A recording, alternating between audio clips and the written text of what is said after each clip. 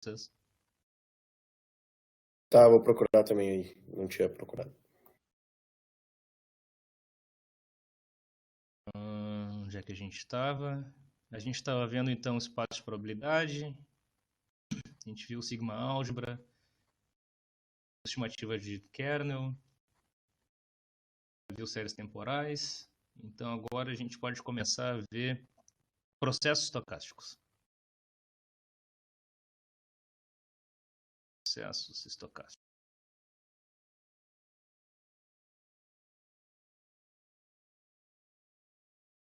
CH não existe em português, eu sei. O que é um processo estocástico, gurizada? Basicamente uma coleção indexada de variáveis aleatórias. Era uma variável aleatória, o resultado de uma medida.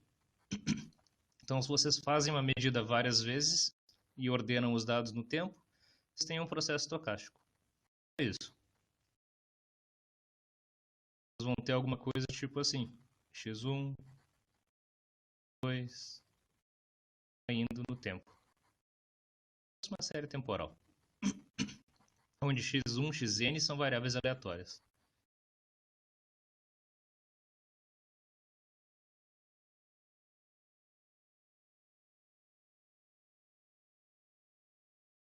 O que é mais importante para a gente disso tudo é que o processo estocástico seja estacionário, conforme a gente já vinha assumindo desde séries temporais.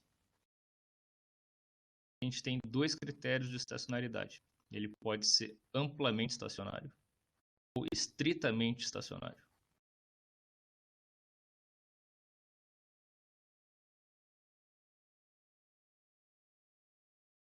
O processo estocástico é estritamente estacionário, uma distribuição conjunta incondicional das variáveis aleatórias não varia no tempo. De novo, a distribuição conjunta incondicional das variáveis não depende no tempo. Vou escrever, por exemplo, assim. Distribuição conjunta x tempo 1 mais tal, o x do tempo n mais tal, não depende do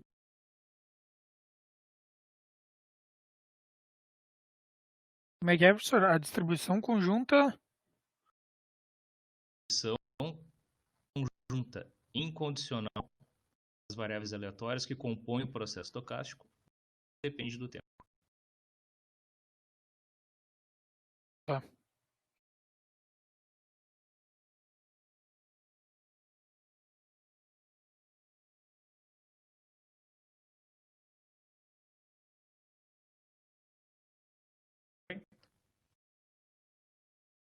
Basicamente, se a gente colocar todo o processo em tal, as propriedades continuam exatamente as mesmas. Conjunta incondicional das variáveis aleatórias que compõem o processo estocástico é invariante no tempo. Isso é estritamente. É um requisito extremamente duro. Toda distribuição não pode ser alterada. Se a gente tem uma gaussiana no começo, vai ser uma gaussiana no final, sem qualquer alteração. E é super difícil de ser cumprido. Então a gente normalmente usa uma definição mais leve.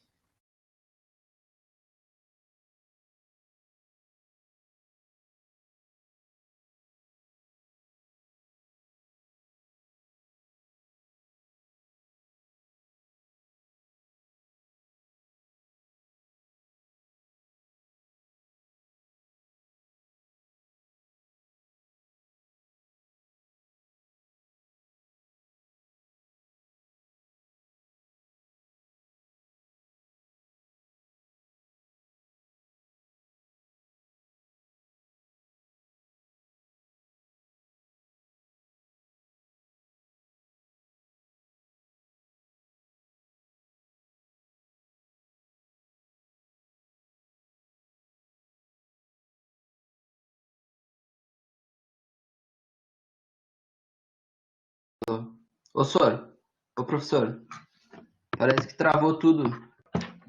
Quando tu começou a falar de amplamente estacionário. Parece que travou tudo. Tudo. Até tua tela. Acho que não destravou ainda, meu. Ou ele É. já voltou a falar pra mim e ele não voltou nem a falar. Não, pra mim tá travado.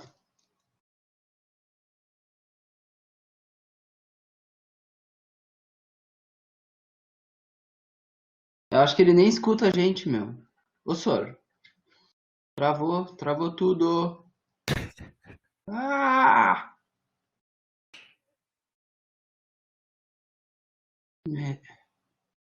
Ei.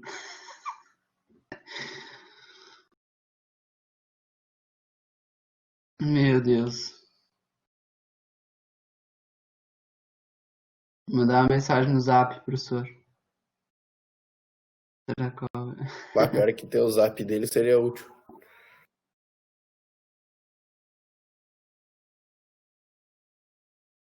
Como é que avisa? É uma boa sair da calmas.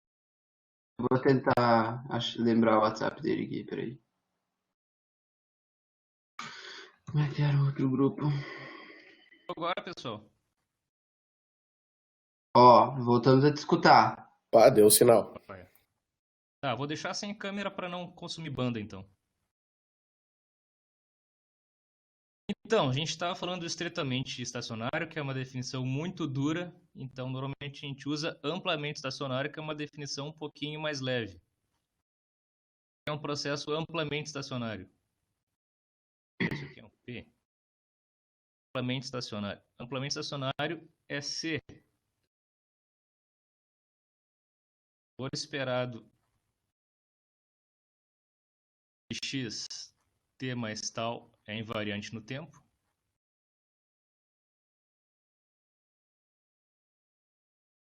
E a autocorrelação também. Para autocorrelação, a gente pode visualizar de uma forma diferente.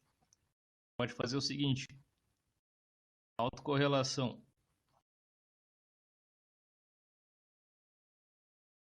T1, T2 é definida como valor esperado. X menos valor esperado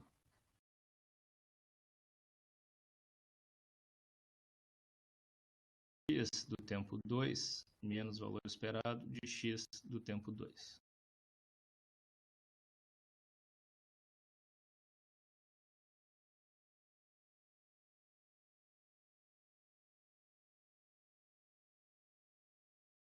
E a conexão não está boa. Aí eu arrumo de novo.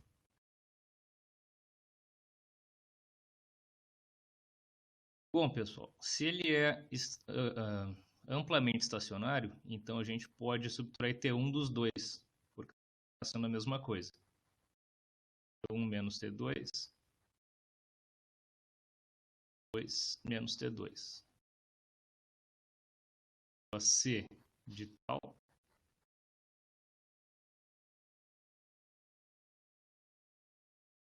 quer dizer, a autocorrelação para um processo amplamente estacionário depende apenas da diferença do intervalo em análise, não dos tempos absolutos.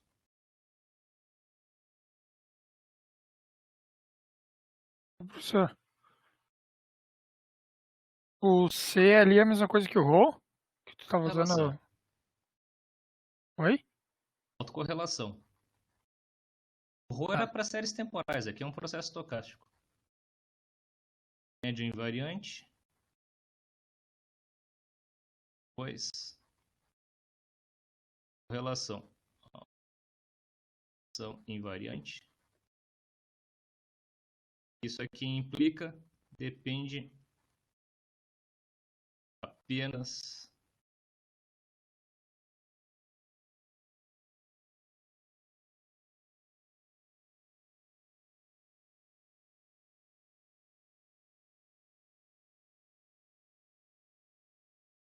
okay?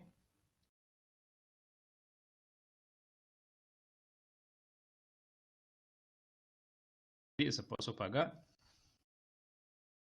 Não, peraí. Ok.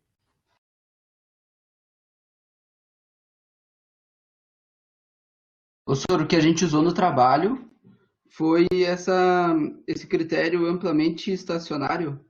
A gente usa normalmente o amplamente estacionário, né? O outro é muito restritivo. Eu fiquei com uma dúvida Estritamente. na função conjunta ali. Tu explicou na aula passada isso? Distribuição conjunta é a distribuição de todos. Tanto que eles são independentes, não tem correlação. A distribuição de cada instância, é isso? Variável aleatória. Tá pequenininho aqui. Outra coisa. F de x1. 2. X conjunto incondicional, sem correlações.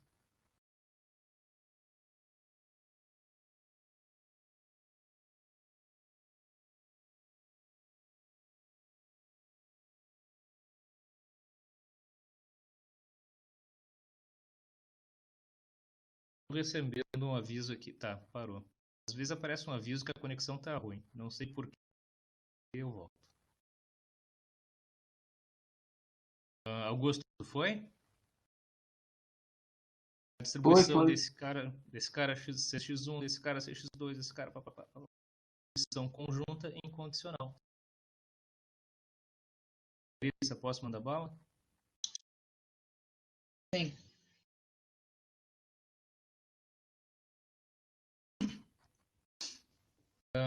Então, por exemplo, se a gente tem processo N e cada pontinho vai ser um XN. A gente tem alguma coisa assim.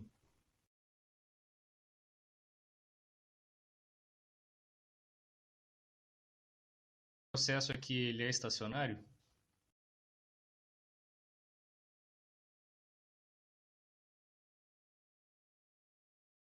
Não, a média anda ao longo do tempo. A gente tem um processo estacionário.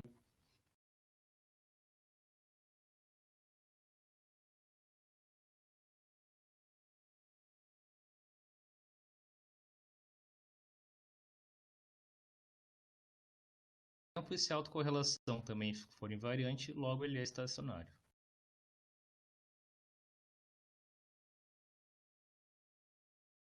Pode repetir o que tu falou agora, Soro? Média é invariante do tempo. Se a autocorrelação também for, então ele é estacionário. O que é visível se a média for invariante, mas ele não ter correlação? Tipo assim, Mais fácil a gente fazer um gráfico de autocorrelação, né? Mas no gráfico aí da própria variável aleatória ele não vai aparecer. Muito difícil. Entendi. Então, se a autocorrelação depender apenas do intervalo, ok. Se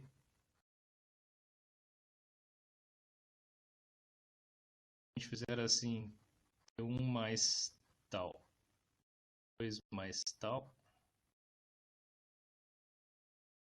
isso aqui é invariante.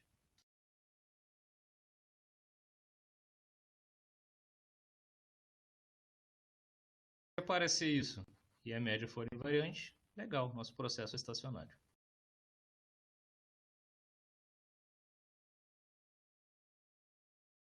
A gente é importante que ele seja estacionário porque daí as propriedades estatísticas são preservadas ao longo do tempo. Se elas começam a mudar ao longo do tempo, é complicado, né? Como é que a gente vai fazer qualquer análise?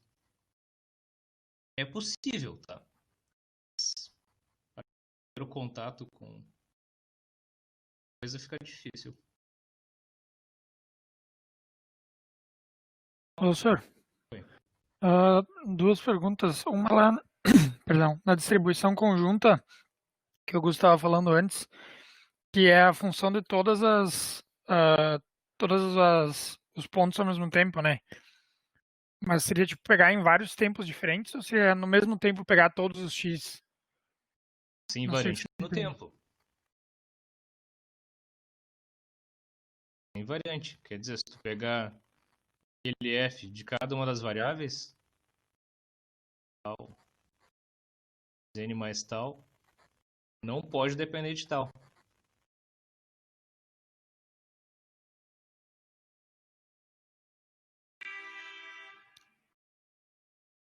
Tal aqui basicamente não importa. Tem que ser invariante no tempo. Quer dizer, se a gente pegar. Posso apagar?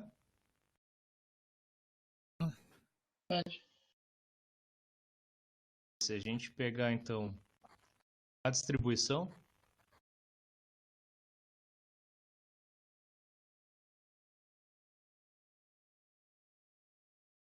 vamos dizer que seja uma distribuição assim, que é válido para tempo igual a 1, 2. Não varia, fica constante.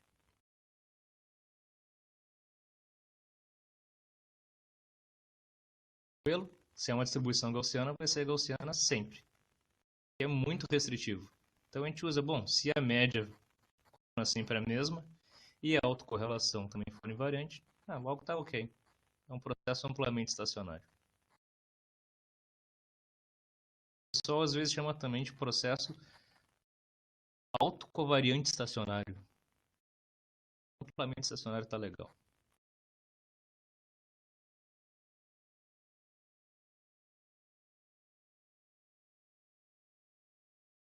Perguntado foi? Sim, só tenho outra dúvida também. Se os dados estiverem. Voltando ali para as séries temporais, na verdade, mas se os dados tiverem uma sazonalidade, Tem que eles tirar. podem. Eles não são estacionários daí. Não, aí ele não é estacionário. Desculpa, vocês vão ter que tirar a sazonalidade. Mas e qual dos critérios que ele viola sendo sazonal? A média já é violada, né? Viola ambos. Vocês têm uma coisa que depende da sazonalidade, a gente chama ele de S-arima. Por exemplo, ele faz qualquer coisa assim. Safra de alguma coisa. Safra no inverno é melhor, mas no verão é ruim. Vocês vão ter que fazer um fitting aqui, tirar essa componente ondulatória apenas com o sinal. Tá, obrigado. Usa bastante, tá? O SARMA é bastante usado. Mover a componente, ou a tendência, pode ser uma tendência linear, tira a tendência e fica só com os dados. Mesmo assim, não for estacionário, diferencia, desintegra.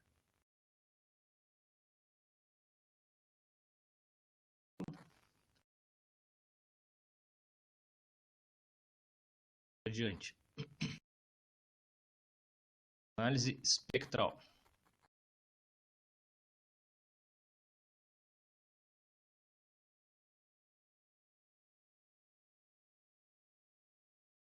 Isso aqui é exatamente para a gente ver se existe alguma periodicidade na série.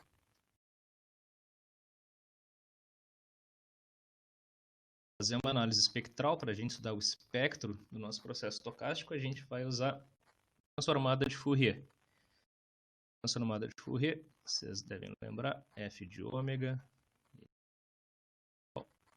menos infinito a infinito.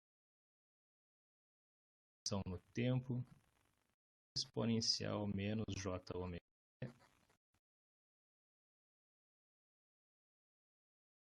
Onde exponencial é o kernel da integral. Pergunta: como é que a gente vai calcular isso aqui num código? Dado que os limites é de menos infinito a infinito e a nossa função é contínua. Dá.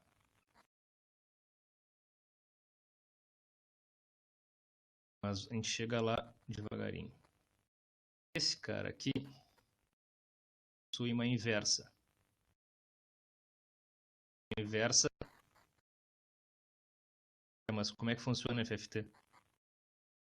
Esse cara aqui possui uma inversa. Se a gente tem a parte espectral, a gente consegue voltar no tempo através do teorema da inversão de Fourier.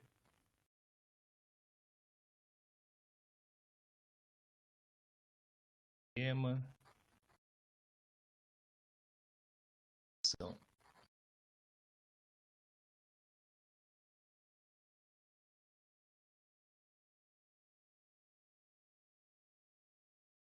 Não é muito difícil, a gente pode fazer ele. Como funciona? Multiplica dos dois lados exponencial de j ômega pampa.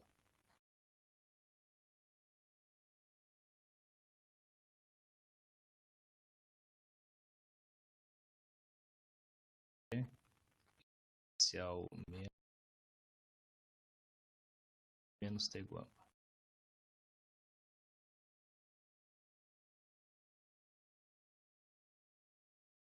Integra em ômega.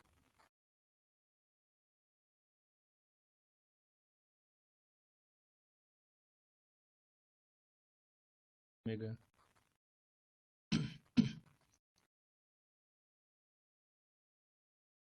Aqui a gente pode usar a relação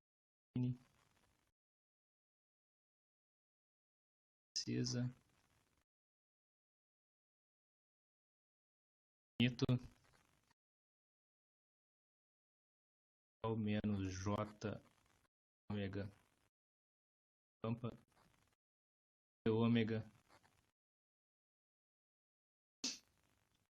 Professor, Quando eu posso avançar? tô Fala, dando, Pedro. tô dando aquele negócio de cortar o início da tua fala, pelo menos pra mim. Ah, sim.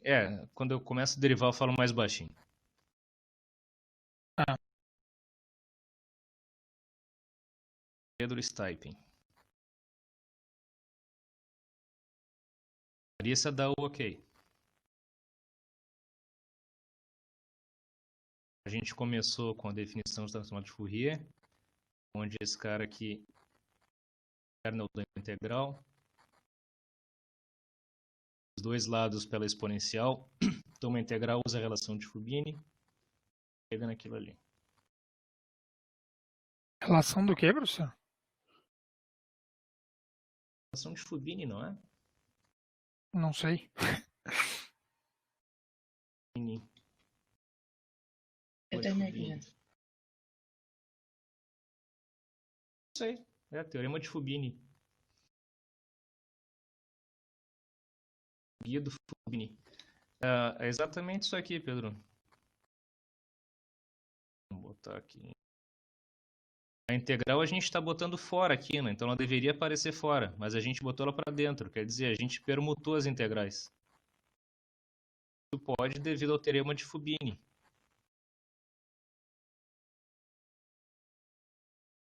Ah, tá.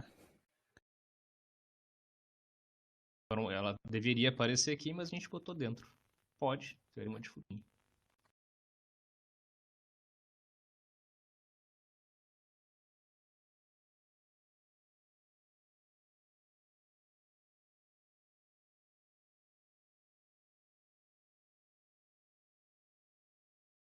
O desafio agora vai ser esse cara aqui. Parece simples, mas não tanto. Assim, é difícil encontrar essa dedução aqui em qualquer livro. Normalmente o pessoal pula. Eles põem direto o resultado final.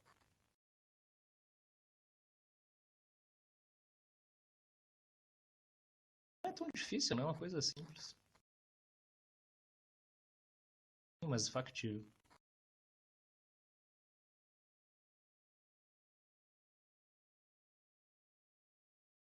Larissa, Pedro, posso ir? Sim. Uhum. Vai. A gente tem que calcular essa integral. Menos infinito a infinito. Potencial menos j ômega menos t guampa. Deixa eu chegar mais perto para vocês escutarem. T ômega. Isso aqui não é difícil de calcular. O que vai dar isso aqui? Dá a mesma exponencial. T menos t guampa. Divide tudo por menos j ômega. Que ômega? T menos t guampa. A gente está integrando em ômega.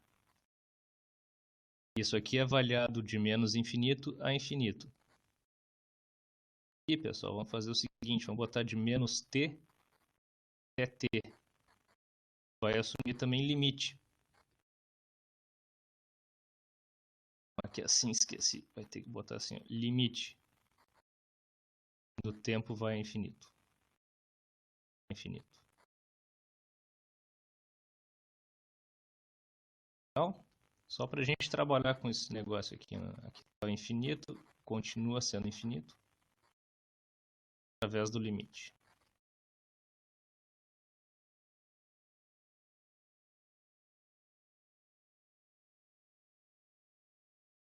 Limite t vai a infinito, exponencial menos j t menos t guampa menos exponencial de j t menos t guampa. Todo mundo por menos j menos t guampa. Limite t indo ao infinito, 2 seno t de t menos t guampa sobre t menos t guampa.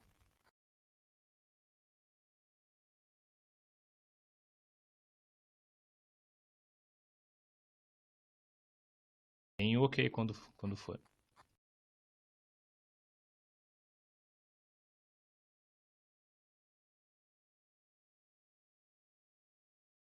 Quem for fazer processamento digital de sinais como optativa na elétrica, é isso aqui o semestre inteiro.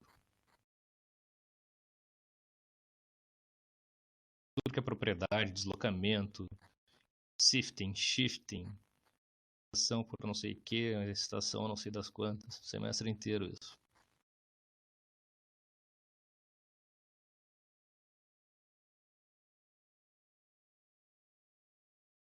Tá primeiro. Pedro, posso ir também? Sim. Continuando aquela integral anterior, a gente tem menos infinito a infinito, em o f de t. Agora aqui vai entrar um limite.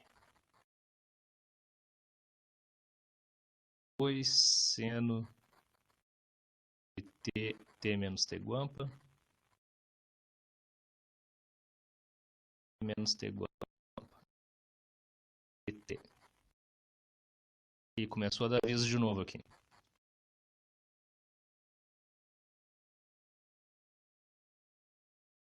Como a gente pode resolver isso aqui, pessoal? A gente pode fazer assim: U é igual a t menos t guampa. Logo, t menos t guampa igual a U sobre t. dt igual a du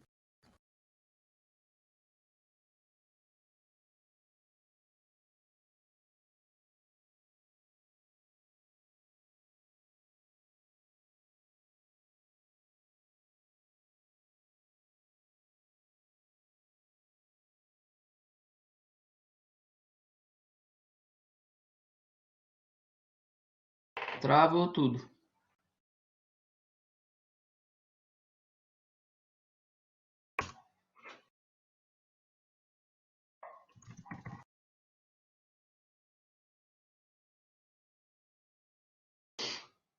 Alô?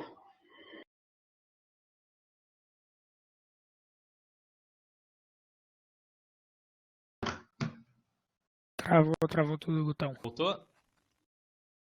Por Eu alguma acho que sim. razão a internet está meio ruim hoje. Paramos aqui. Legal. Então a gente pode botar isso aqui na nossa integral. Menos infinito a infinito. De t.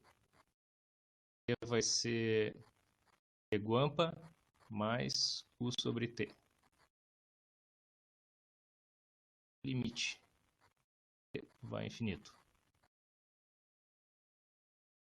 2 seno de U sobre T, U sobre T. Quando a gente tomar o limite quando T indo ao infinito, esse cara aqui cai fora. Esse cara aqui também cai fora. A gente acaba tendo integral menos infinito a infinito f de t guampa 2 seno de U du. Esse cara aqui não depende de U. F de t guampa menos infinito a infinito 2 seno de U du.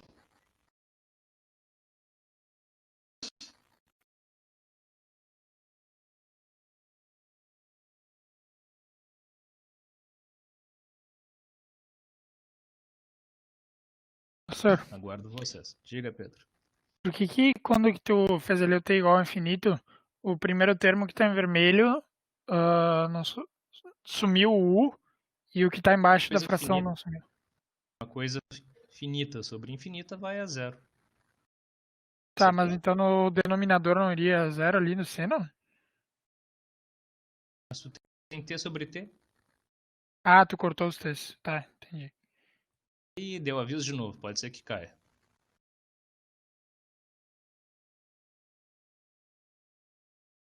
Posso apagar? Um minuto.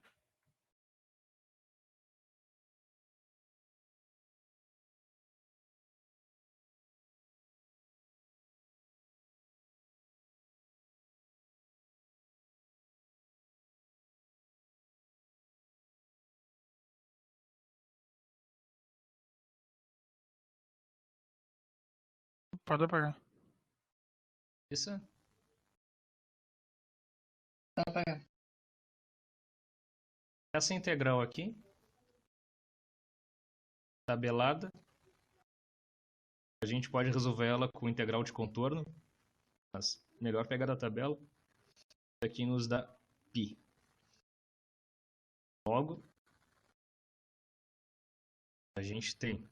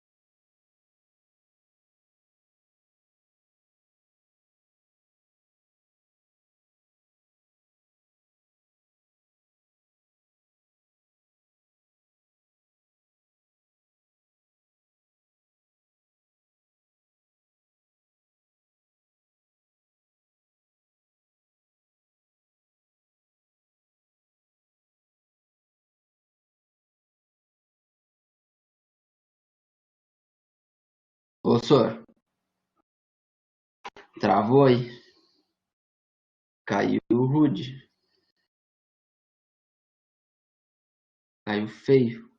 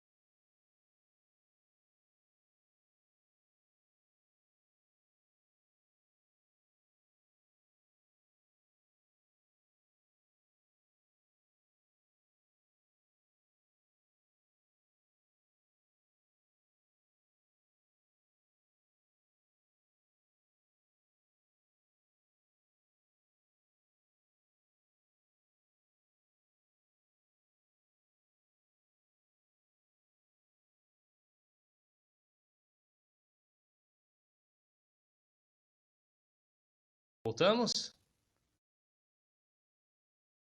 Agora sim. Crack. Nossa. A internet está bem instável, pessoal. Vamos lá. Agora tu veio. Integral de menos infinito a infinito, f de ômega, exponencial de j ômega t guampa, t ômega, 2 pi f de t guampa. Logo a gente pode escrever f de t é igual a 1 sobre 2π, menos infinito a infinito, f ômega, e j ômega t ômega.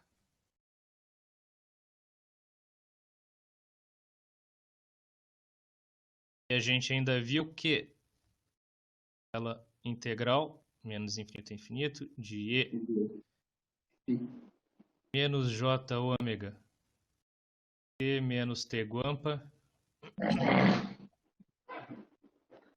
t ômega é igual a 2π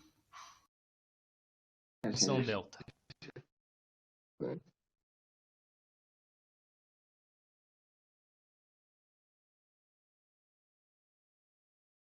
Transformada em inverso de Fourier e definição de função delta. Professor, Oi. não é menos j ômega t no expoente? A inversa não. Transformada Tá. direta menos, na inversa não. Certo. Eu me perdi em alguma coisa aqui.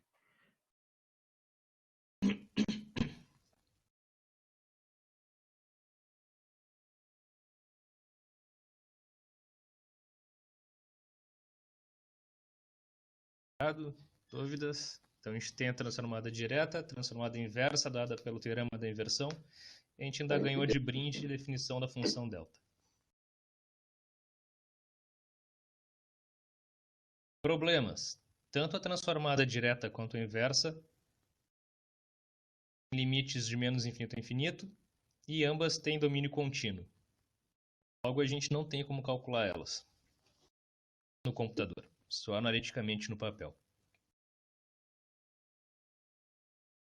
Como a gente resolve isso? Vai gritar FFT. A gente chega lá. Posso apagar? Pedro, Larissa. Uhum. 1, 2 e... A gente pode, por exemplo, amostrar o sinal. Pode fazer um x amostrado com um x de t.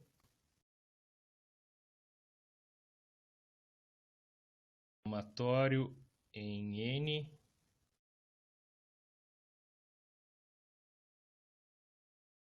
A função de delta que a gente acabou de obter.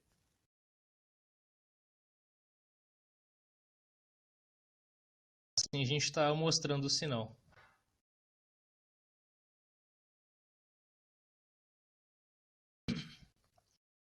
Tempo e nosso x de tempo. Algo assim. Discretizando, amostrando o sinal. Vai obter coisas assim.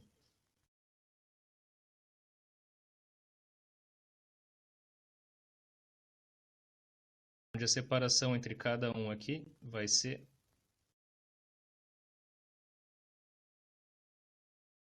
esse cara aqui em azul é o nosso x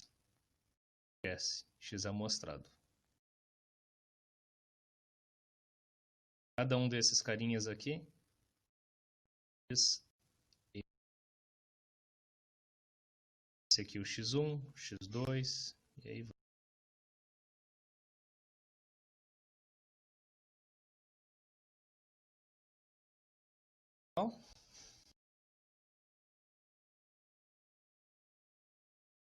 Bom, com o sinal amostrado já fica mais fácil de trabalhar no computador.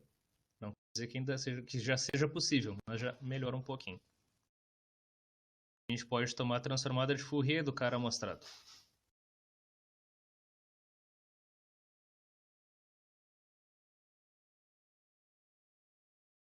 Menos infinito a infinito. T. Somatório. N de menos infinito a infinito. Mais delta. Exponencial menos j ômega t.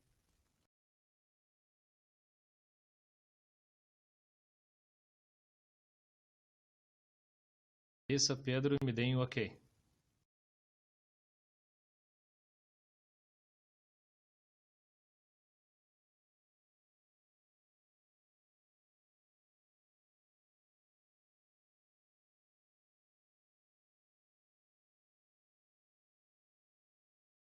Rojas. Professor, Oi. uma pergunta ali. Qual que é a diferença do XN e o XS? Xn é cada um. O xs ele é amostrado. É o conjunto. O xs é o conjunto, o xn é cada um deles. Tá. Uma, duas. Foi. Bom, a gente tem uma integral com um monte de delta, né? A resposta é simplesmente n igual a menos infinito. Infinito. X nt. Exponencial menos j ômega nt. nosso f de ômega. A gente pode escrever isso numa notação mais bonitinha. N menos infinito a infinito. N exponencial menos J ômega N.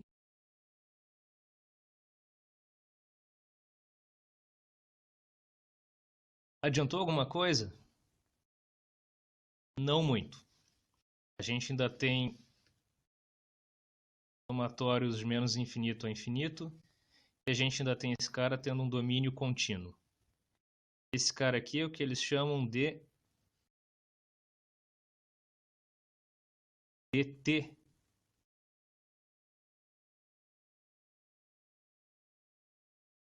Discrete time. E transform.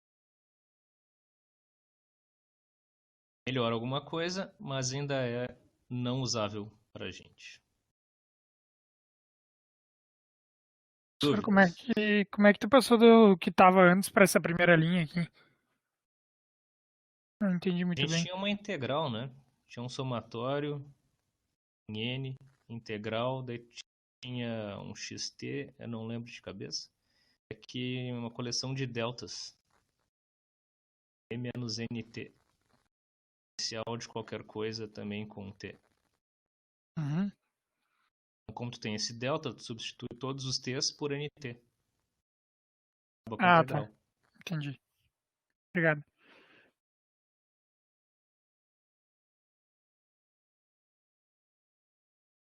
Larissa, foi? Sim. Bom, a DTFT já é um avanço, mas a gente vai ter que mais um passo. A gente vai ter que ir para DFT, formada de Fourier discreta. Como a gente faz isso? A gente assume um sinal periódico. N mais um Pn tem que ser igual ao mesmo Xn.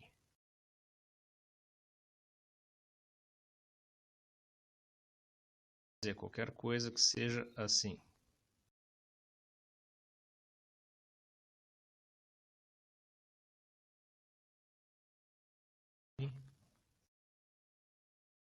X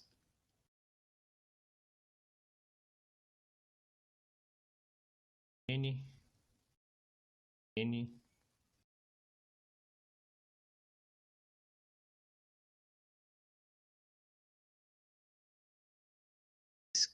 segmento aqui P igual a 1, nesse segmento aqui P igual a 2.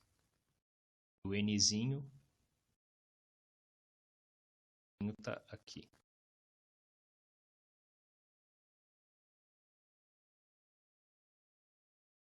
O Nzinho vem aqui.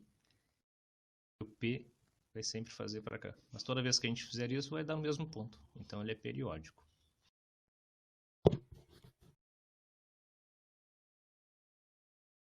Ô, Sor, só quando tu tiver um sinal assim, então, ou tu transforma ele assim. Não, a gente precisa que o nosso sinal seja periódico. Tá, tudo bem. A gente vai pegar a DTFT e vamos reescrevê-la.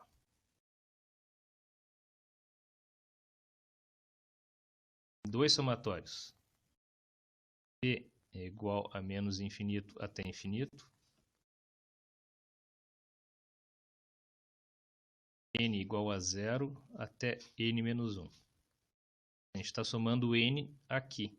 E o P vai fazer esse movimento. Nós temos então o xn mais n exponencial de menos j ômega n mais pn. Arruma esse cara.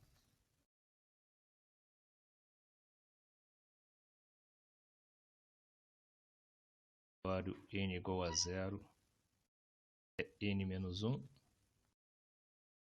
Xn exponencial menos j ômega n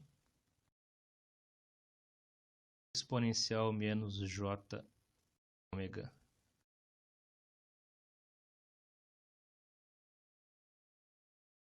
O que é isso aqui, gurizada? É transformada de Fourier com coeficientes complexos.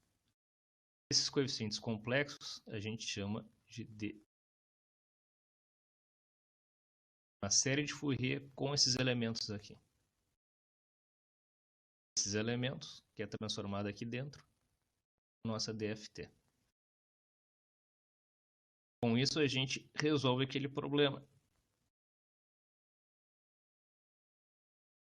O mínimo é de 0 até n-1. Isso aqui é factível computacionalmente.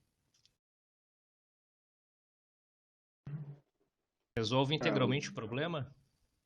Não. A gente tem ainda o problema que permanece, que é ômega.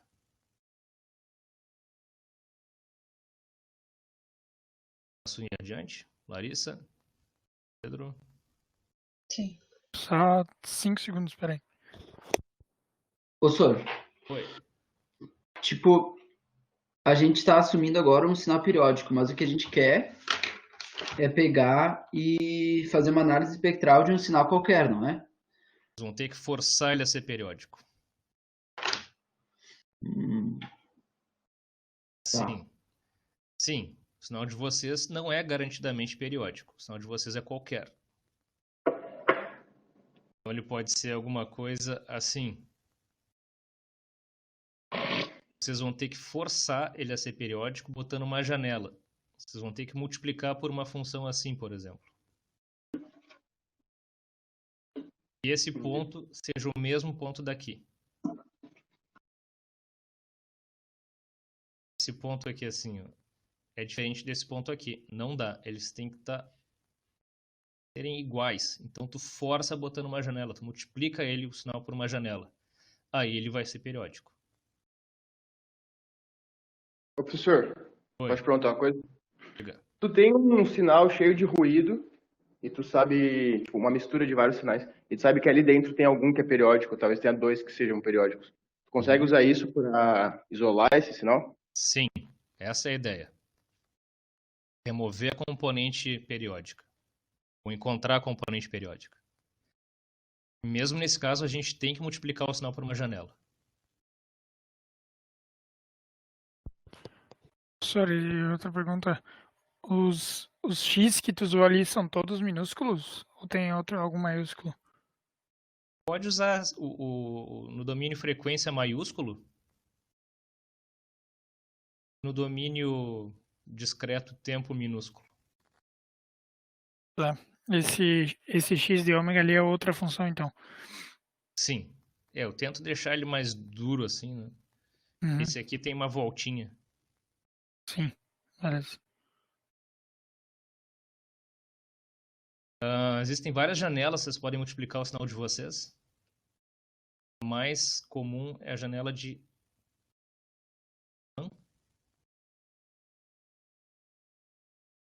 seno ao quadrado. E sobre n-1. É justamente aquilo que eu mostrei para vocês. Fiz assim. Garante que o primeiro e o último ponto são iguais. Então tu garante periodicidade. Outra janela bastante comum é a janela de Hamming.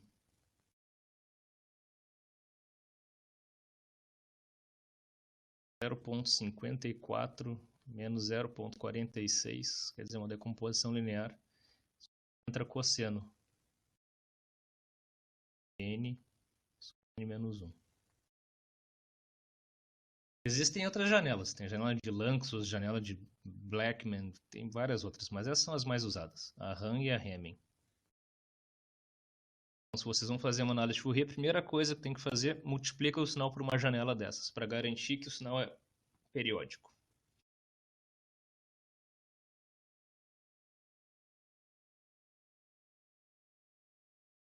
E já aparece um problema. Esse cara aqui é discreto. Mas até agora a gente está usando um sinal contínuo para o domínio frequência. A gente tem que arrumar isso. Vamos lá na nossa DFT. Sim.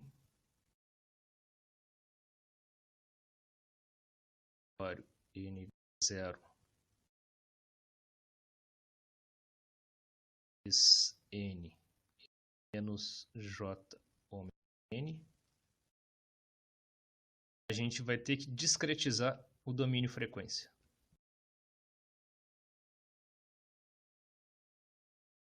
Fazer esse ômega indo para um ômega N. M, para distinguir daquele outro. Então, 2πm sobre M. Então, N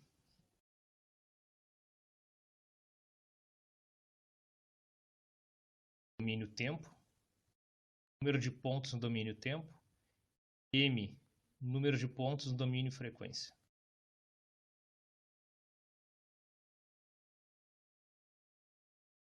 Agora que a gente discretizou o domínio frequência, legal. Nosso sinal, tanto no domínio tempo quanto no domínio frequência, ambos são discretos. E a gente pode usar tranquilamente.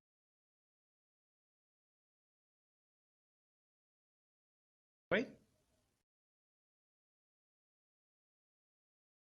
Isso aqui, porém, traz algumas implicações.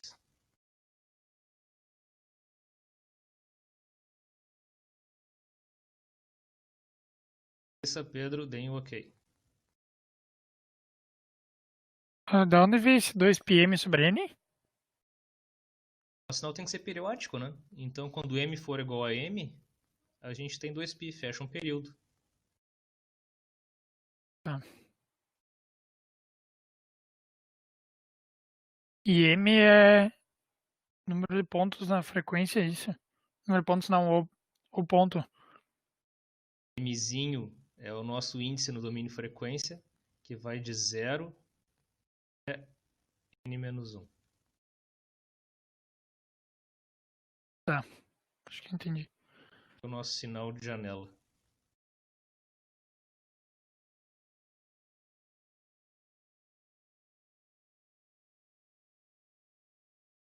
Vamos adiante.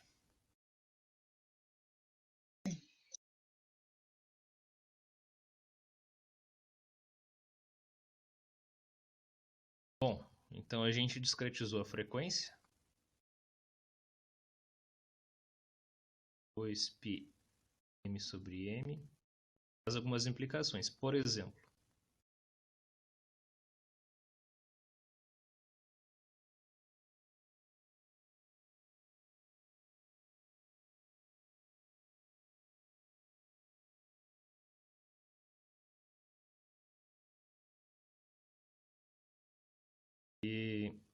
mzinho vai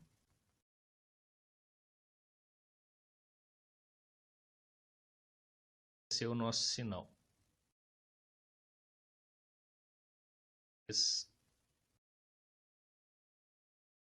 A gente está indo de 0 a 2π.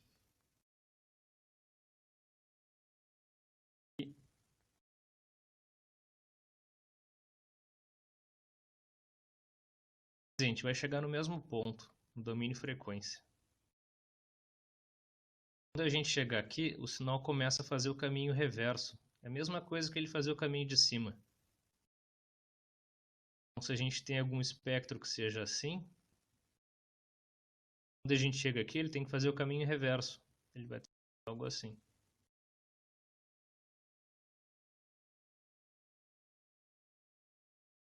Corresponde a sobre 2. Esse ponto aqui é o 2π. Corresponde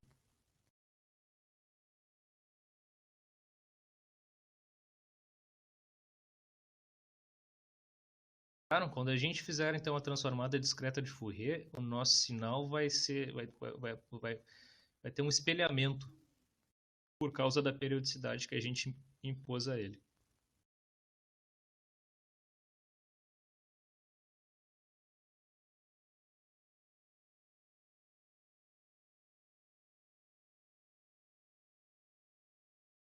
Vocês querem aquela notação que aparece no domínio contínuo, vocês vão ter que pegar todo esse cara aqui assim.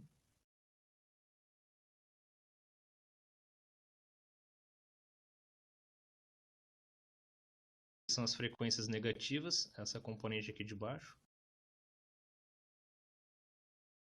São as frequências positivas.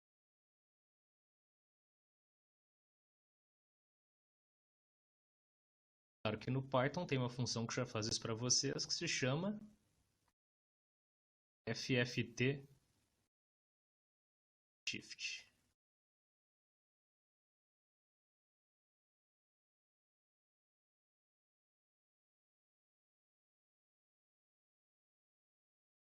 É FFT, pessoal.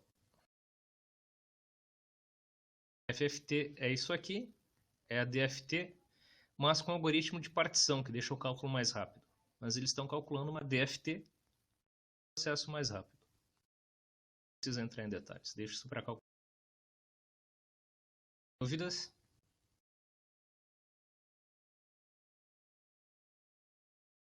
Vamos ver como fazer isso aqui em Python. Posso apagar? Sim. Em Python, primeiro de tudo, vocês vão ter que fazer uma janela.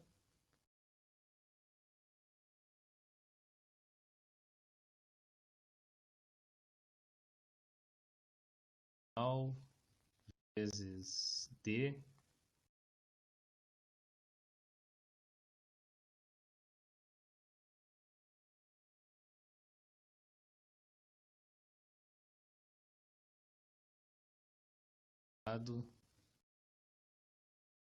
Janela.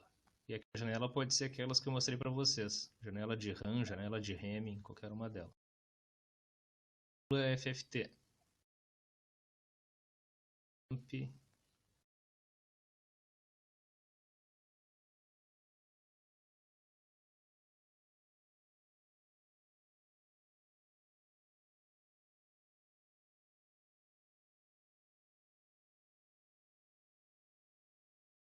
Pode pegar a densidade espectral.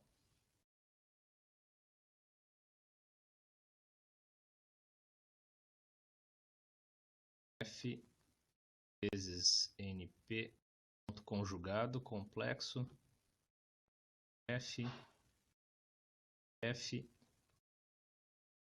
em densidade espectral, pessoal. Vocês veem quântica.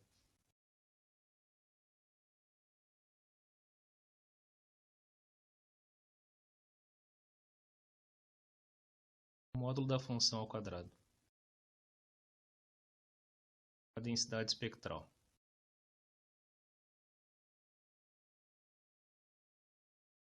A função de onda é complexa, a mesma coisa aqui, transformada também é complexa. Então a gente pega a densidade espectral, que é uma coisa real.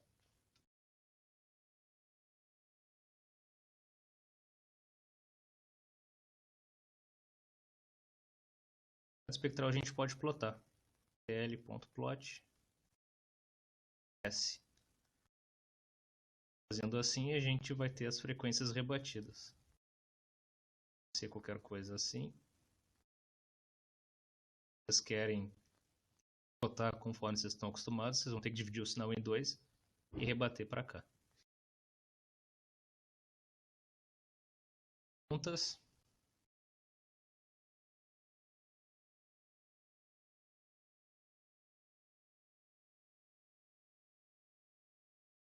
Pedro? Pera aí. Professor, ali na primeira linha é zip, depois do in. Zip. O que faz isso? Está fazendo um for com duas variáveis, em D e em S. O zip ele ele consegue pegar os dois desse conjunto. Ele forma um conjunto com esses dois e manda cada elemento para essas duas variáveis.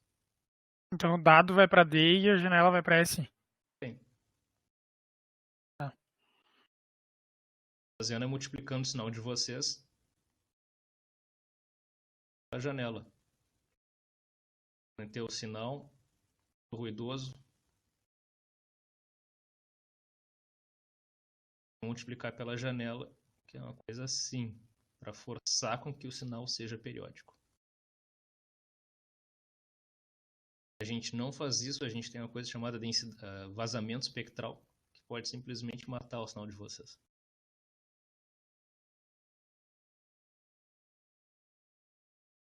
O sinal ruído destrói a transformada. Então, Professor, ali na segunda linha é np.ff o quê? vamos botar em maiúsculas para ficar mais fácil. P.F. Ah, tá.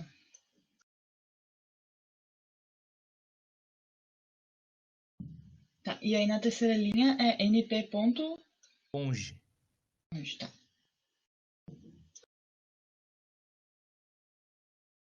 Vocês querem a fase, aí vocês podem plotar a parte real e a parte imaginária. Normalmente a gente só faz isso aqui. Né? O pessoal da elétrica é mais preocupado com a fase, que fase tem alguns efeitos. Mas para a gente quer ver só a periodicidade do sinal, então a densidade espectral está ótimo. Quem quiser explorar isso aqui, vocês podem trabalhar com a fase, transformar a fase de tal forma a dar interferência, daí pode fazer eco, ou pode eliminar o sinal, pode fazer informe em uma sala, assim, vocês podem trabalhar com as fases de tal forma que tenha som apenas num ponto e o resto tudo seja silencioso, beamforming.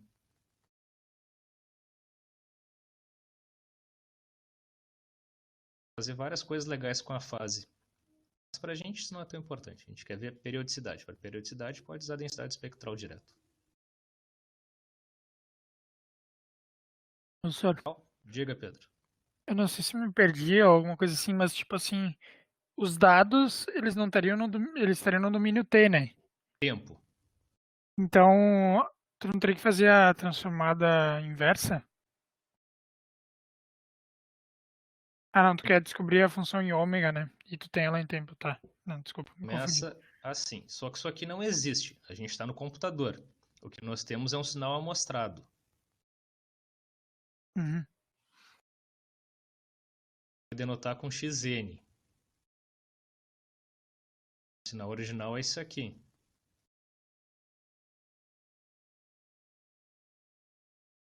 A gente vai fazer transformada de Fourier, que vai dar outra coisa discreta. Coisa assim. Sempre discreto. Mas isso aqui corresponderia a tempo, corresponderia a frequência. Tempo discreto, frequência discreta. E depois de executar aquele código que tu botou na última ali, teria ainda aquele negócio de espelhamento, né? Se vocês quiserem.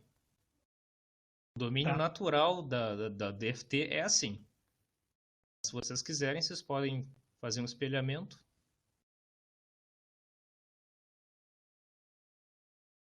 Mas no caso, o Botar sinal assim. que eu ia obter, ele ia estar espelhado, né? Provavelmente vocês vão obter esse aqui. Sim. Uhum. Se vocês quiserem, pode converter o sinal para aparecer com alguma coisa assim.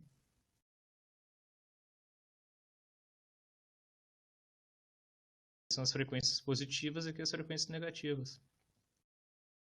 Mas o domínio natural é esse aqui. Eu pessoalmente gosto desse, eu acho mais visualmente melhor para mim visualizar. Mas o domínio natural é esse aqui mesmo.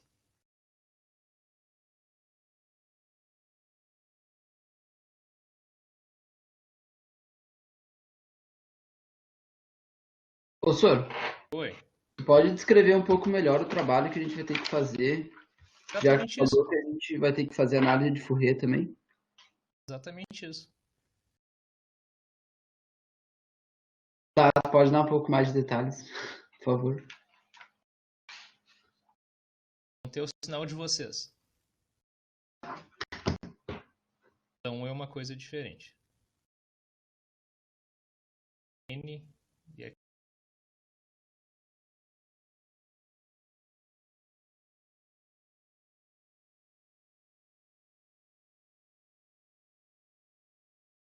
vão ter que discretizar esse cara. Bom, se vocês têm os dados, eles já estão discretizados, né? Vocês têm o dado discretizado.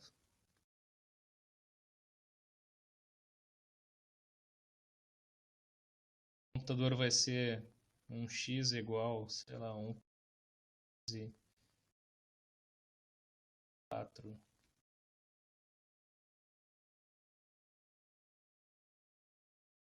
Já é o conjunto discretizado de vocês. Vão ter que pegar esse cara, multiplica pela janela.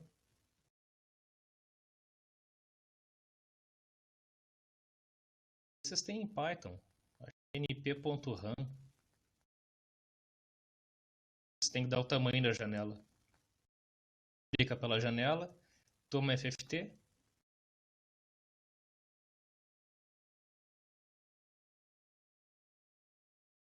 Lá do X, né? Depois pega a densidade espectral.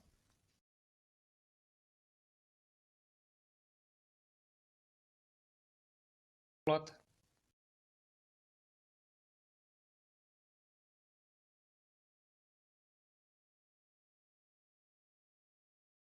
Professor, e se o sinal ele é periódico, vai funcionar igual? Claro. Só daí no gráfico esse aí de baixo da transformada de Fourier, ele vai dar quase tipo uma linha assim. Quer dizer, um pico. Se ele for totalmente estocástico, vocês vão ter alguma coisa assim.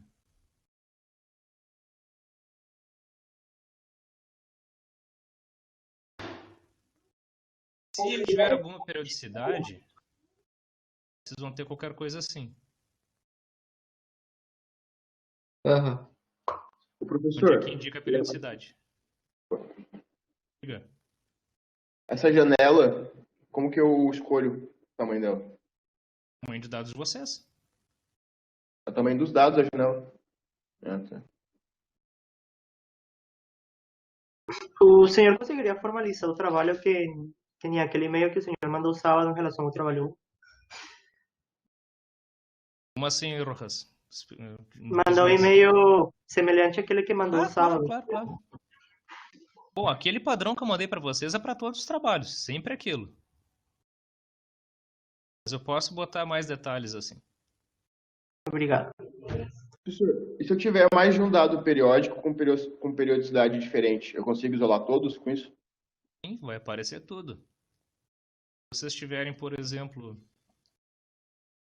um xn igual a um seno ômega 1n mais 2 cosseno de ômega 2n, vai aparecer.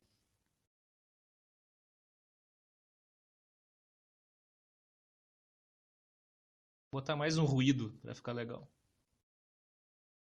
Mais um eta. Mais um eta.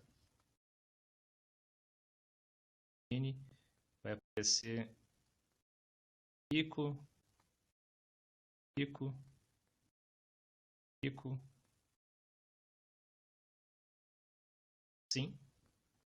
Qualquer coisa periódica vocês pegam. Aqui vai aparecer o ômega 1 e o ômega 2.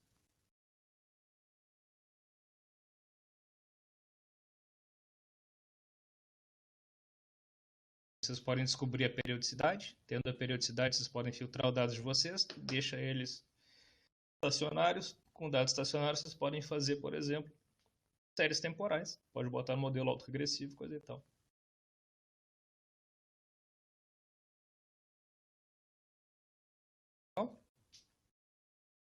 Professor, e o fato de tu aplicar a janela, isso não, tipo, como é que é a palavra? Distorceria as frequências que tu Claro, tem? sim. Isso não é um Mas- problema? Mas o que tu quer dizer? Sim, mas no caso, tipo, as frequências que eu vou ter no fim de tudo não são verdadeiramente as frequências que o sinal tinha, né? Tá muito próximo, mas verdade é uma coisa muito subjetiva. Tá. Tá muito próximo. É o suficiente pra gente. Tu consegue ver periodicidade, tu consegue filtrar o sinal, tu consegue fazer todas as operações matemáticas que tu quiser. Funciona. Certo. Mas verdade não é. Verdade não existe. Saber mais sobre isso, dia 26 de agosto, seminário na Livraria Círcula.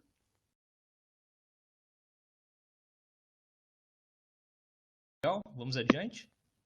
Doutor, só uma pergunta rapidinho. Eu tenho um caso real que eu precisava aplicar isso. Tu pode só me dizer se funcionaria ou não? Tipo, só por cima, assim. Claro, posso. Tipo, imagina que tu tem lá, tá pegando dados de mercado, é o book de eventos, é todos os eventos do mercado, né? E aí tu quer tentar, tipo, identificar os players que estão usando algoritmos tipo VWAP, TWAP, que eles vão, sei lá, dropando ordens periodicamente no tempo, ou dependendo do volume do mercado. E aí, Sim. tipo, esses algoritmos são periódicos, quer identificar esses picos, né? Eu acho que se eu fizesse isso com os dados de mercado, eu conseguiria chegar a uma coisa razoável, assim. Sim, e se eles estiverem fazendo isso, eles são estúpidos, eles merecem perder todo o dinheiro na bolsa. Mas é que são uns caras bem fracos que fazem isso, mas tem bastante. Tipo, eles querem dropar muita ordem, né? Aí eles pegam um algoritmo bem simples assim e vão só soltando no mercado periodicamente. Sim, se tu tem acesso a esses dados e fizer uma análise de Fourier, tu vai ver periodicidade. Se tiver, Beleza. aí tu já sabe que é um cliente bem fraquinho mesmo. Não Tá se bom. faz. Mas deixa para econofísica. Uhum. Isso viola a hipótese do mercado eficiente de fama. Dá problema. Beleza. Mas melhor do que isso é plotar autocorrelação. Mas, bom, deixa quieto. Deixa para econofísica semana que vem.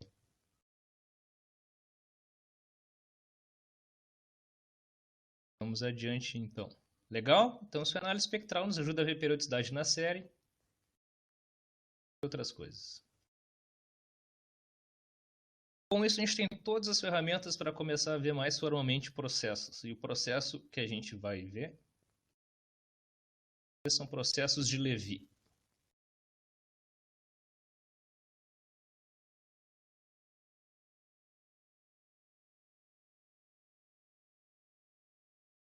Vários físicos apaixonados por isso.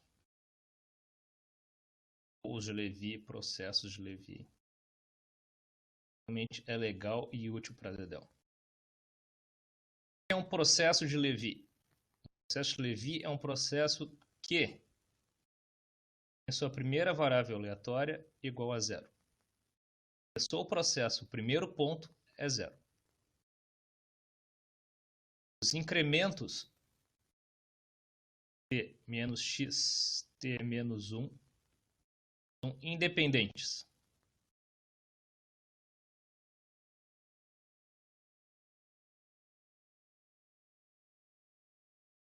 xt menos xs, se eu pegar dois pontos do meu processo, eles têm que ter a mesma distribuição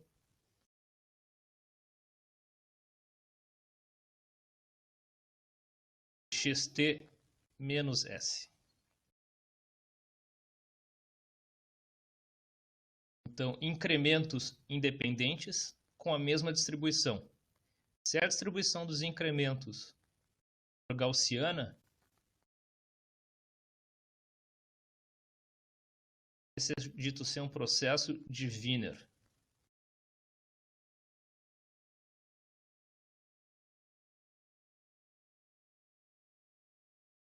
Se a distribuição dos incrementos for um processo de Poisson, tiver uma distribuição de Poisson, esse é dito ser um processo de Poisson.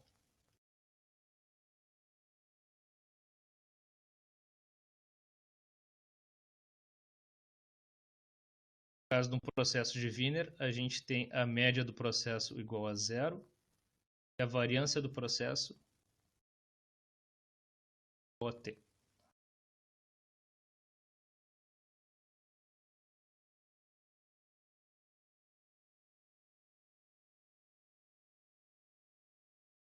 Processo de Poisson. Professor, Oi.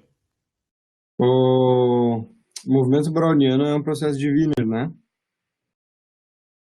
Mais ou menos. O movimento browniano no seu limite é um processo de Wiener. Tá. Pode dar um exemplo de processo de Poisson prático? Então, ordem de chegada de ações na bolsa. Quem estava me perguntando, Luiz? Era eu, professor, antes. Então, processos de Poisson são processos de chegada. Elétrons chegando saindo do source indo até o dreno, o tempo de chegada dos elétrons no dreno vai seguir um processo de Poisson. Tempo de chegada de ordens na bolsa vai também ser um processo de Poisson. Processos de contagem, basicamente. Conta número de elétrons, tempo, vão ser processos de Poisson. Processos difusivos vão ser Wiener.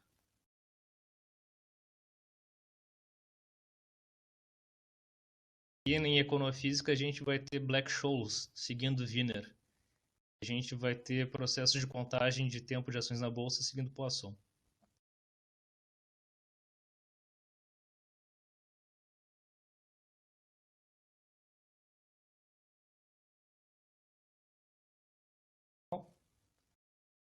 Professor, você pode explicar um pouco melhor o que é ser independente os incrementos? Não tem correlação. Mas por que é aquela subtração ali, xt menos xt menos 1? É o incremento. Um ponto aqui, outro ponto ali, outro ponto ali. Os incrementos. Ah, tá. Esse tanto aqui assim. Os incrementos seguem uma distribuição gaussiana ou de Poisson e são independentes. Entendi. Sim, mas os incrementos. Aqui.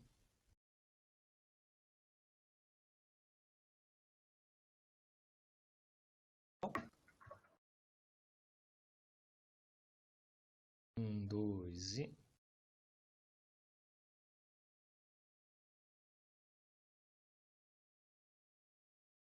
Processos de Lévy são infinitamente divisíveis.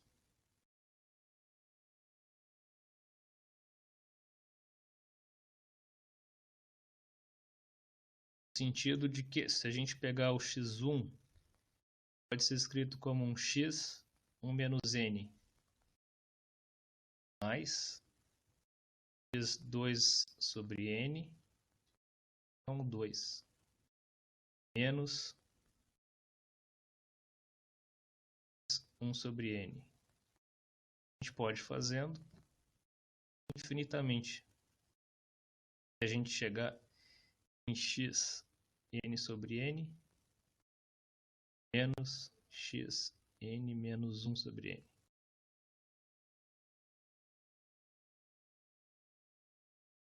Um vai anulando o outro. Consegue enxergar? Esse cara aqui anula com esse. Esse aqui vai anular com o próximo. A gente vai chegar no penúltimo, anula com esse. E a gente vai ficar, no final das contas, esse cara aqui, que é o próprio x1.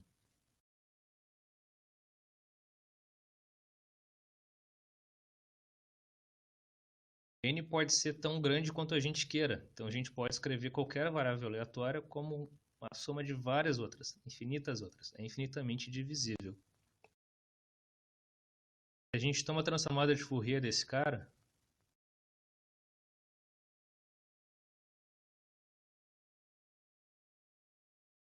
nada mais é do que o valor esperado na J ômega x1, valor esperado da exponencial de todo esse catatal. N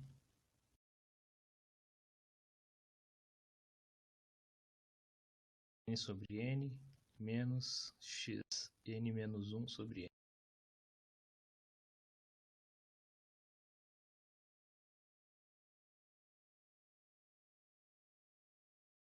De novo. J ômega N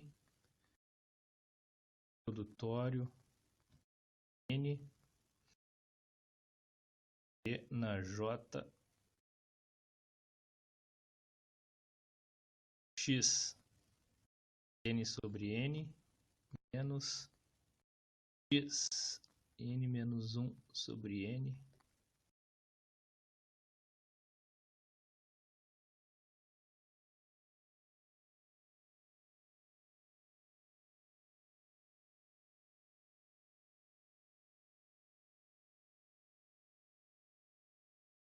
Isso dá um ok quando eu puder apagar.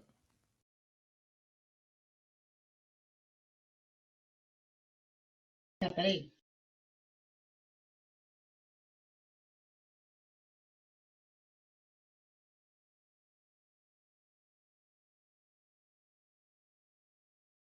O valor esperado apareceu da onde, professor?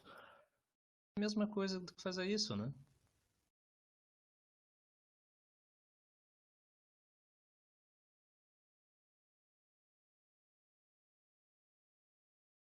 Sim. Uma distribuição, logo é valor esperado de E. Uhum. Tá, terminou. Nesse produtório aqui. Bom, esse produtório aqui, pessoal, está com valor esperado, então a gente pode fazer assim. E a gente está com um incremento. O incremento a gente sabe que vai ter a mesma distribuição da variável. Então, a gente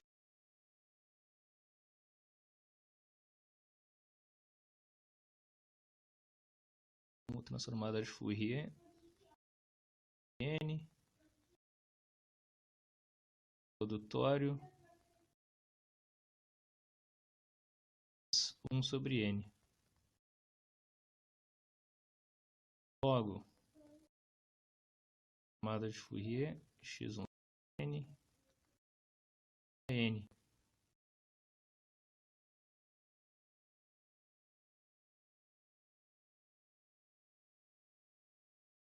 Quando isso aqui acontece, diz que o processo é infinitamente divisível. N.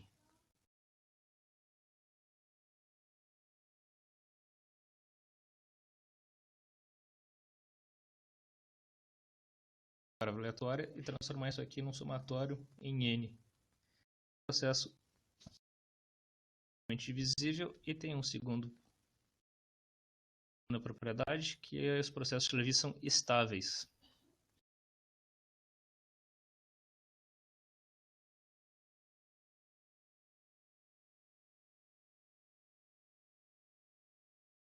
Quer dizer isso? Para a gente trabalhar com processos estáveis, a gente vai ter que ver soma de variáveis aleatórias. Vamos ver rapidinho isso aqui. A gente tem duas variáveis aleatórias, x e y. Quer dizer que a soma é igual a z.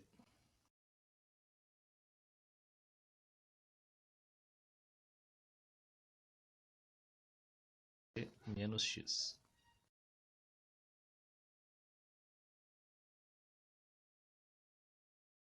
A probabilidade de encontrar um x igual a x e um y igual a y é dado por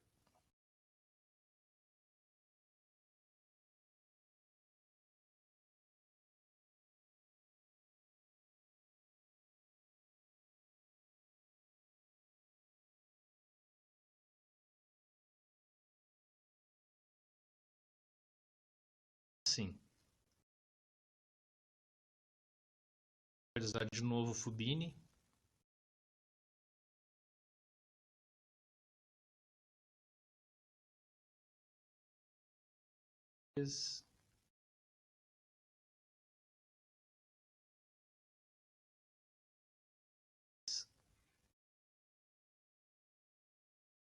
Ok.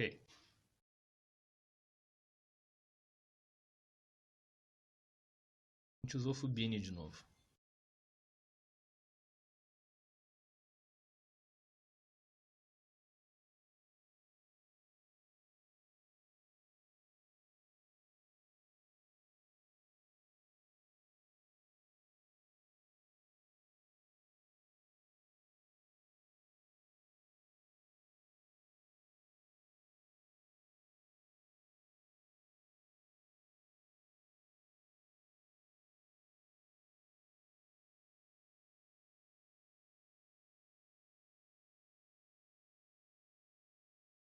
Pedro, manda bala? Terminei.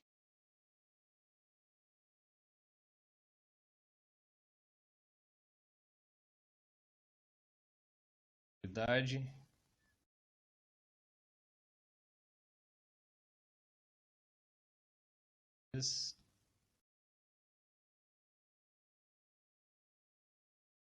e x de y. Vai usar aquela notação e reescrever isso aqui, com menos infinito até infinito.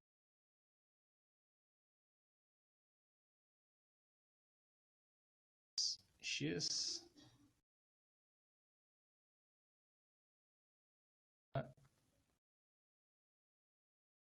z menos x.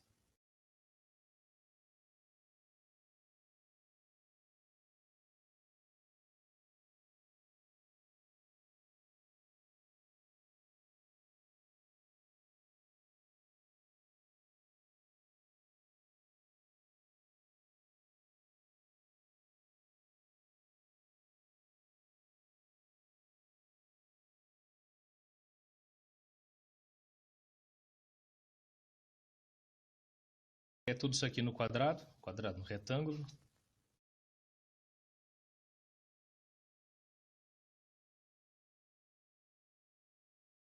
Vai ser o meu f z.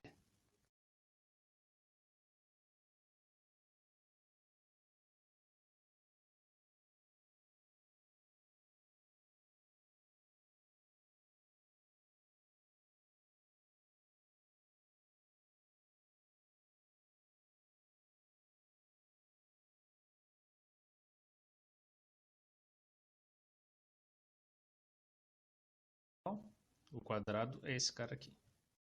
Essa mesma integral aqui, esse mesmo dz aqui. Logo, meu f de z, a convolução dos dois caras.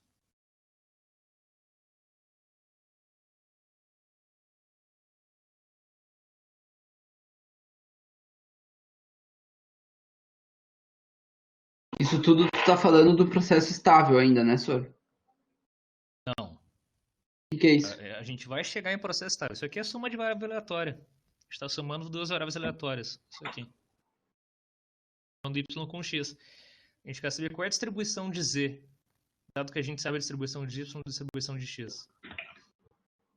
A distribuição de z é a convolução. Se a gente tem uma transformada de Fourier desse cara aqui, o que é a transformada de Fourier da convolução? Tá. Um f de z. Mas quando o processo é infinitamente divisível. Acabou, essa é uma propriedade. Ah, tá. Tá querendo mostrar as coisas para ser um processo estável, é isso? O que é um processo estável? Calma. A gente viu, um processo de Lévy é um processo infinitamente divisível. Ele pode ser escrito lá como aquela soma de. Como aquela potência. Agora é outra coisa. Agora a gente vai ver processos estáveis. Mas para a gente ver processos estáveis, a gente tem que ver soma de variáveis aleatórias. Beleza. F ômega. Se a gente toma a transformada de Fourier da convolução, a gente tem um produto de variáveis. Sossegado? A gente pegou da definição, a gente viu que a distribuição da soma das variáveis é a convolução das distribuições. Se a gente toma a transformada de Fourier desse cara, a gente tem que a transformada de Fourier da distribuição da soma é o produto das distribuições, da transformada das distribuições.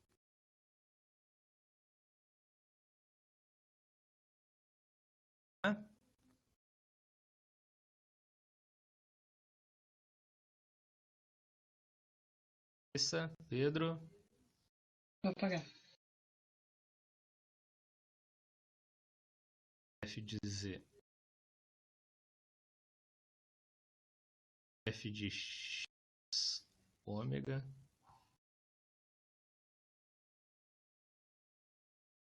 Se essa distribuição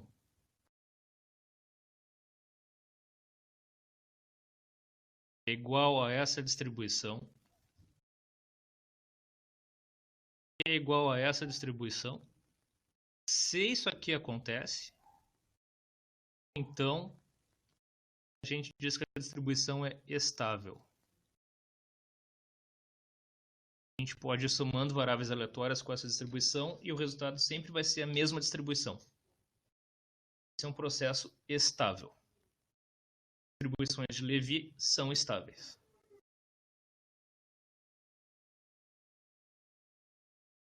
Processos de Lévy são processos estáveis.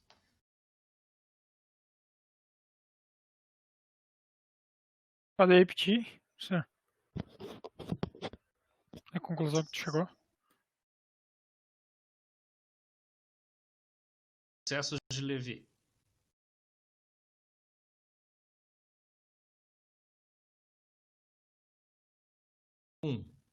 Infinitamente divisíveis.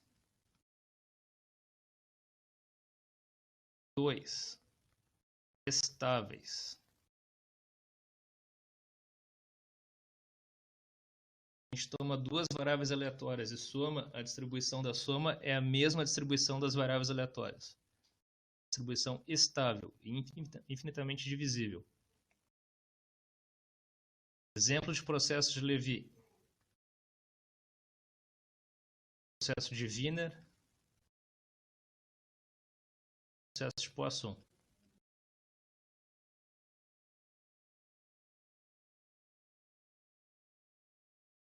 Adiante, a gente pode mostrar que processos de Lévy podem não ter momentos finitos. A única distribuição que tem todos os momentos finitos é a gaussiana. Isso aqui traz também implicações na econofísica, que a gente não vai entrar. Porque os processos de Lévy têm essas propriedades, a gente vai ver que as caudas podem ter caudas longas têm algumas implicações, mas isso é deixa para econofísica. A gente precisa para nossa disciplina é esse cara aqui.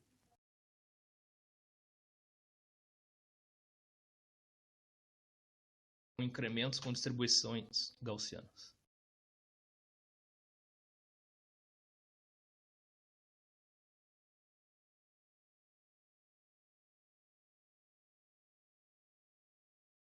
Resumão. Processo de Lévy. Primeira variável aleatória tem valor 0. Os incrementos são independentes. Tem a mesma distribuição. Se a distribuição é gaussiana, é um processo de Wiener. Se a distribuição é de Poisson, é um processo de Poisson. O processo de Lévy é infinitamente divisível. É um processo estável. Se a gente somar variáveis aleatórias, a distribuição é a mesma das variáveis aleatórias. Bom.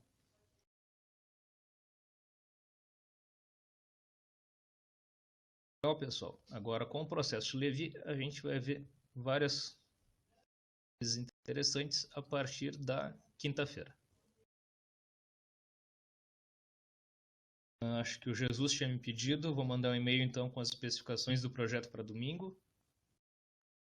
Quinta, a gente começa, então, com Martingales, cadeias de Markov. Dúvidas?